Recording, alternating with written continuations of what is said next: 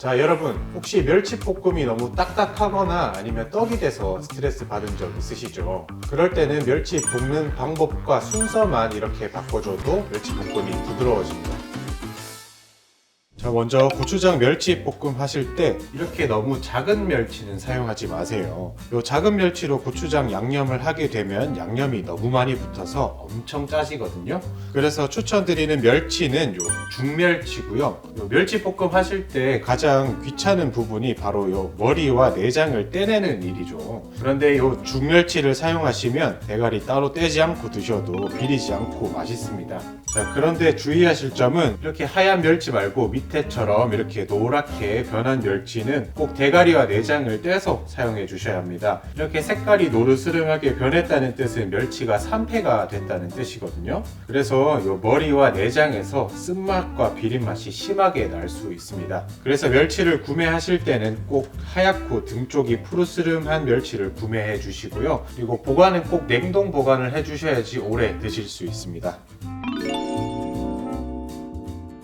자, 다음으로 멸치 비린내를 잡기 위해서 멸치를 한번 볶아 주는데요. 레시피마다 전자레인지에 돌려주거나 마른 후라이팬에 덮는 방법, 기름에 볶아 주는 방법 등 여러 가지 방법이 있죠. 어떤 방법이 가장 비린내를 많이 잡아주는지 제가 궁금해서 한번 실험해 봤습니다. 첫 번째 방법으로 전자레인지를 이용한 방법이고요. 전자레인지는 보통 40초를 돌려주길래 저도 한 40초를 돌려주었고요.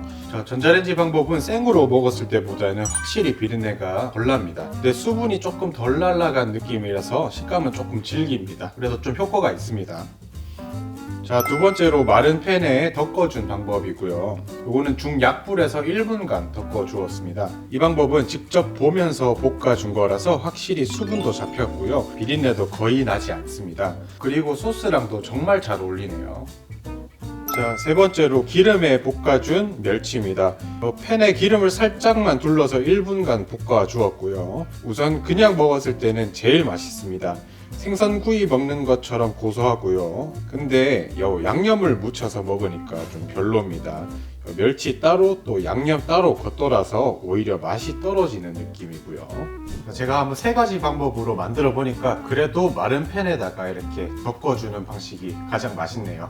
자, 마른 팬에 이렇게 멸치 올려주시고요. 여기에서 중약불로 이렇게 조금 덮어주시는 게 좋습니다. 왜냐하면 너무 센 불로 하게 되면 겉에만 이렇게 색깔이 나고 속에 있는 수분은 덜 날아갈 수 있거든요. 그래서 골고루 수분이 날아갈 수 있도록 살짝 중불에서 중약불 사이로 좀 맞춰주세요. 이제 수분이 이렇게 한번 잡혔으면 이제 불을 꺼주시고요. 이런 채망에다가 한번 걸러주세요.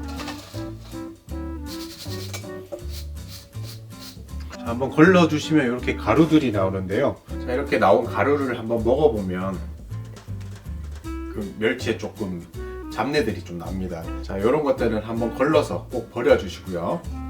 자, 여러분 멸치를 드실 때 함께 드시면 정말 좋은 재료가 있는데요. 바로 이 고추입니다. 이 고추와 멸치는 맛궁합이 정말 좋을 뿐만 아니라 이 고추의 철분이 멸치의 칼슘 흡수를 도와주거든요.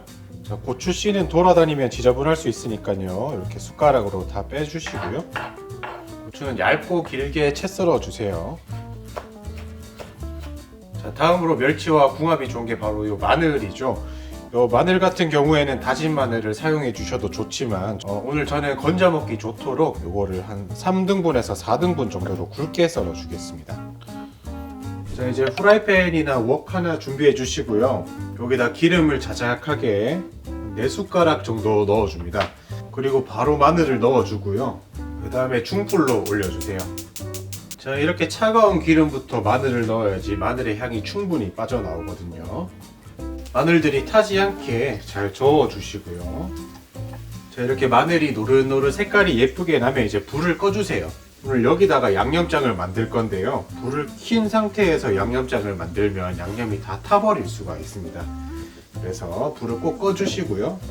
자, 먼저 고추장 3숟가락 넣어주시고요. 오늘 멸치가 짜서 고추장을 많이 넣으면 엄청 짜지거든요. 그래서 고추장 대신에 고춧가루 1숟가락을 더 넣어주세요.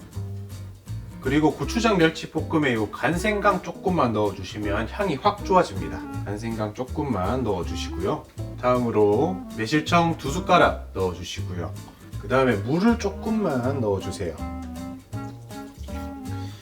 자, 이렇게 다 넣어주셨으면 이제 한 번 더 끓여주겠습니다. 자, 이렇게 한 번 더 끓여주는 이유는 이렇게 넣어준 재료들의 맛이 잘 섞이라고 해주는 거고요. 이렇게 한번 바글바글 끓으면 바로 불 꺼주시고요. 자, 우리 멸치볶음 할 때 가장 큰 문제가 뭘까요? 바로 냉장고에 들어가면 멸치가 서로 들러붙어서 떡이 되어버리는 거죠. 그러면 왜 떡이 될까요? 바로 설탕을 많이 사용하거나 아니면 물엿을 팔팔 끓이면 식으면서 딱딱하게 엉겨붙게 됩니다. 그래서 부드러운 멸치볶음을 위해서 오늘 레시피에는 설탕을 따로 사용하지 않을 거고요. 그 다음에 물엿은 취향껏 넣어주시면 되는데요. 꼭 불을 끄고 넣어주셔야 합니다. 저는 딱 한 숟가락만 넣어줄게요. 이 아까 덮은 멸치, 함께 다음으로 썰어둔 고추를 넣어주고 잘 섞어줍니다.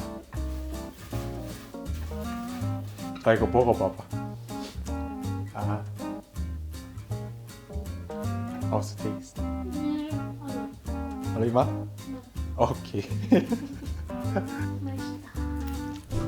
오늘 멸치 볶음에는 마른 재료 대신에 또 마늘과 고추가 들어가서 밖에 너무 오래 두시면 이게 쉴 수가 있거든요. 그래서 오늘 꼭 냉장 보관해 주시고요. 한 일주일 정도 보관하실 수 있습니다.